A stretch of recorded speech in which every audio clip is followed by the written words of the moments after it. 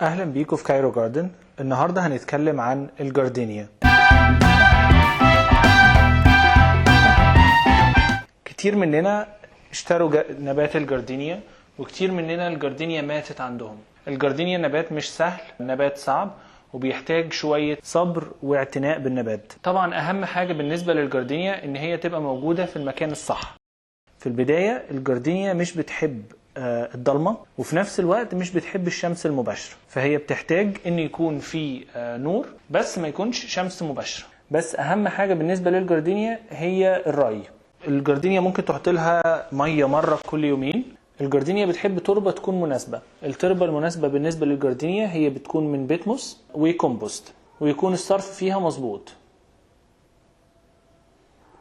طبعا كل اسبوعين محتاجة الجاردينيا ان هي تتسمد. معنى ان هي تتسمد ان هي محتاجة يكون عندها سماد، والسماد ده بيتكون من حاجتين. بالنسبة للجاردينيا لازم يكون السماد فيه جزء حديد، وبرضو لازم يكون فيه جزء سماد اللي هو زي ما اتكلمنا قبل كده. ممكن يبقى 20-20، ممكن يبقى 19-19-19. بس في النهاية الجاردينيا محتاجة معلقة واحدة من الحديد على السماد التاني اللي هو 20-20-20 او 19-19-19. معلقة واحدة من الاتنين على بعض، يعني تحط الاتنين في طبق وبعدين تاخد معلقة واحدة من الاتنين على بعض، وده تديهولها مرة كل اسبوعين. اهم حاجة هتموت الجاردينيا هي المية، فخلي بالك من المية بالنسبة للجاردينيا. ما تحط لهاش مية كتير، مرة كل يومين.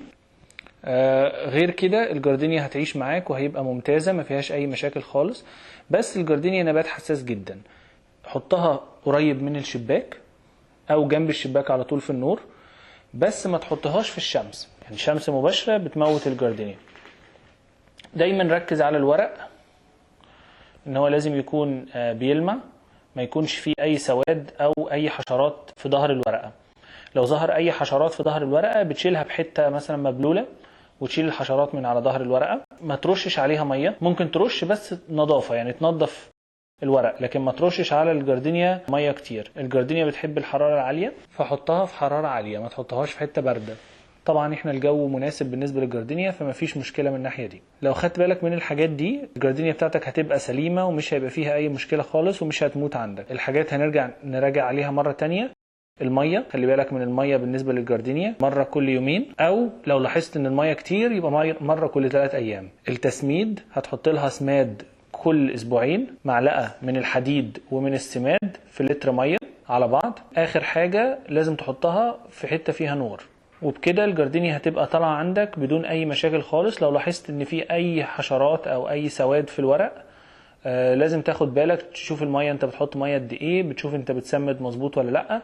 لو لقيت اي حشرات في ظهر الاوراق، حتى وانت بتشتري حاول تشتري زرعة تكون شكلها صحية، ما يكونش فيها اي مشاكل، ما يكونش فيها سواد. ما تجيبش زرعة تكون تعبانة علشان هتموت عندك.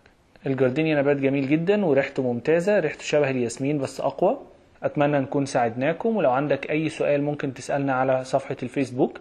لو عجبك الفيديو دوس لايك وشير وسبسكرايب في القناة علشان يوصلك كل فيديوهاتنا الجديدة. شكرا، واشوفكم في الحلقة الجاية من كايرو جاردن.